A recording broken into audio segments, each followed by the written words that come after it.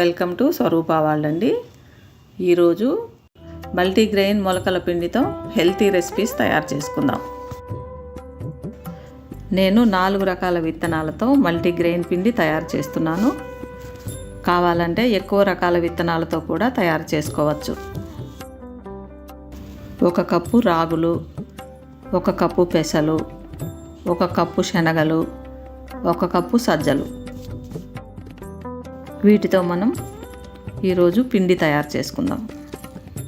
వీటిని ఒక పెద్ద గిన్నెలో వేసుకుందాం.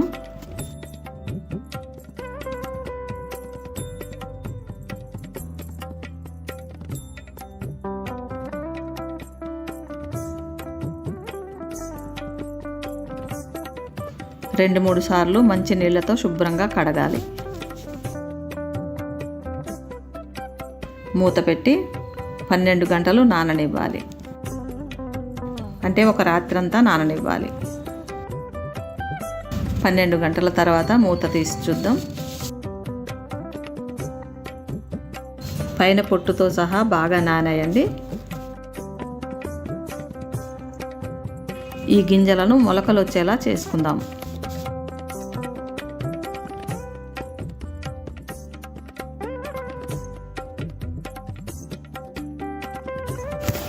కాటన్ బ్యాగ్లో వేసి గట్టిగా కట్టుకుందాం.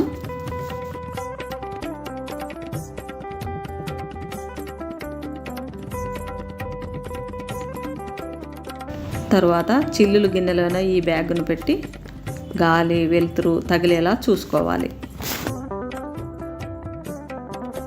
వీటిని చిల్లుల గిన్నెలో వేసి మూత పెట్టినా మొలకలు వస్తాయండి. తడి ఆరకుండా బ్యాగ్ మీద నీళ్లు చల్లుతూ ఉండాలి. బ్యాగ్ ఓపెన్ చేద్దాం. 30 గంటలు అయ్యాక చూద్దాం.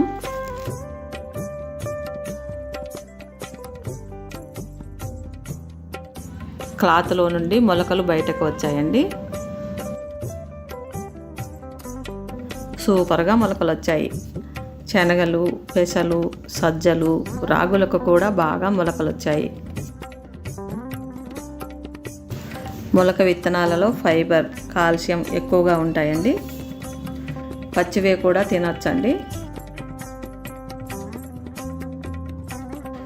ఇలా మొలకలు వచ్చిన విత్తనాలను ఎండలో 1 రోజు ఆరనివ్వాలి.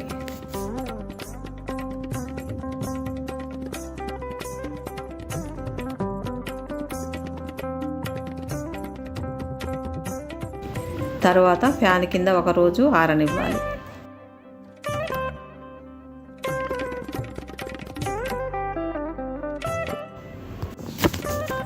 తడి లేకుండా ఆరనివ్వాలి.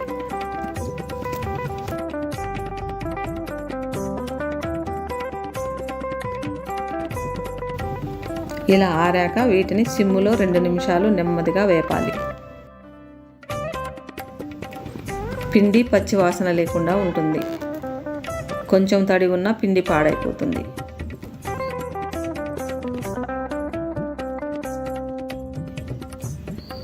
ఇలా వేపి చల్లారాక బాటిల్లో వేసి స్టోర్ చేసుకుందాం.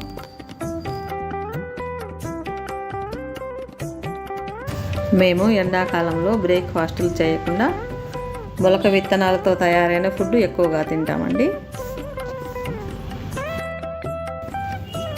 ఈ మొలక విత్తనాలు 5-6 నెలల వరకు ఫ్రెష్గా ఉంటాయండి. ఇప్పుడు ఈ మొలక విత్తనాలతో పిండి తయారు చేసుకుందాం. మొత్తం ఒకేసారి కాకుండా మనకు కావలసినంత పిండి మెత్తగా మిక్సీ చేసుకోవాలి.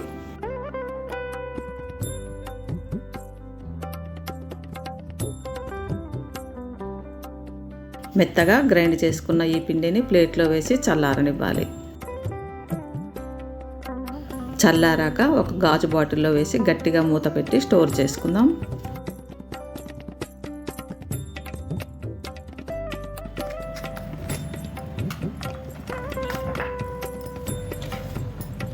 ఈ మల్టీగ్రెయిన్ పిండితో చాలా రకాల రెసిపీలు తయారు చేసుకోవచ్చండి. ముందుగా జావ తయారు చేసుకుందాం. స్టవ్ మీద గిన్నెలో 2 గ్లాసుల నీళ్లు పోసి స్టవ్ ఆన్ చేసుకోవాలి. ఒక చిన్న బౌలులో 3 స్పూన్ల మల్టీగ్రెయిన్ పౌడర్ వేసి కొద్ది కొద్దిగా నీళ్లు పోస్తూ ఉండలు లేకుండా మెత్తగా కలపాలి. తగినంత ఉప్పు వేసి కలపాలి.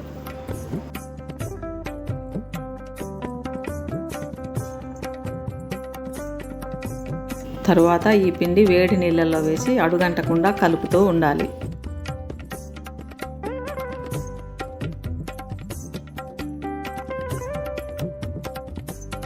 ఐదు నిమిషాలు మీడియం ఫ్లేమ్లో ఉడకనివ్వాలి. 5 నిమిషాలు ఉడికాక స్టవ్ ఆఫ్ చేసుకోవాలి.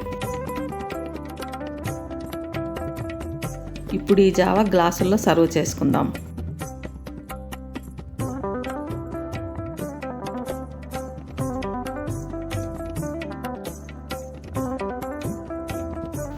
మొలక విత్తనాల పిండిలో చాలా పోషకాలు ఉంటాయండి. ఈ జావ సమ్మర్లో డీహైడ్రేషన్ బారిన పడకుండా మనల్ని కాపాడుతుంది. చూసారా జావ ఎంత సింపుల్గా చేసుకున్నామో. ఇప్పుడు ఈ పిండితో కొంచెం గట్టిగా గటకలాగా తయారు చేసుకుందాం. స్టవ్ మీద గిన్నెలో 1 గ్లాసు నీళ్లు వేడి చేయాలి.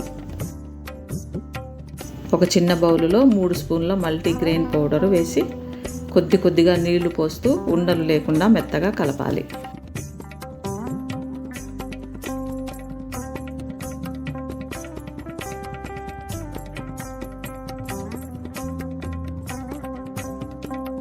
వేడి నీళ్ళల్లో వేసి కలిపి 5 నిమిషాలు ఉడకనివ్వాలి.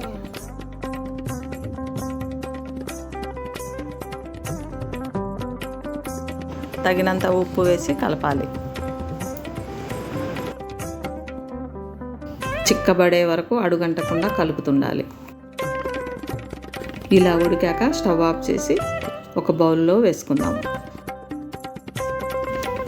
దీనిలో మజ్జిగ కానీ పెరుగు కానీ కలుపుకొని తింటే రుచికి రుచి, ఆరోగ్యానికి ఆరోగ్యం. ఇప్పుడు బేబీ ఫుడ్ తయారు చేసుకుందాం.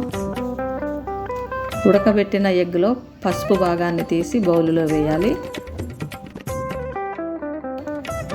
మెత్తగా చేయాలి.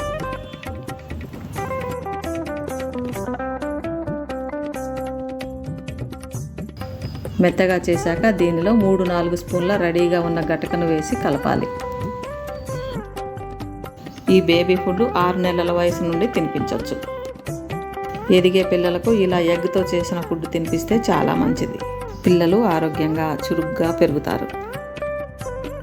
మొలక విత్తనాల పిండిలో చాలా పోషకాలు ఉంటాయండి. మొలక విత్తనాల పిండితో తయారు చేసుకున్న జావ, గటక తింటే ఎండాకాలంలో మనకు వడదెబ్బ తగలమన్నా తగలదు.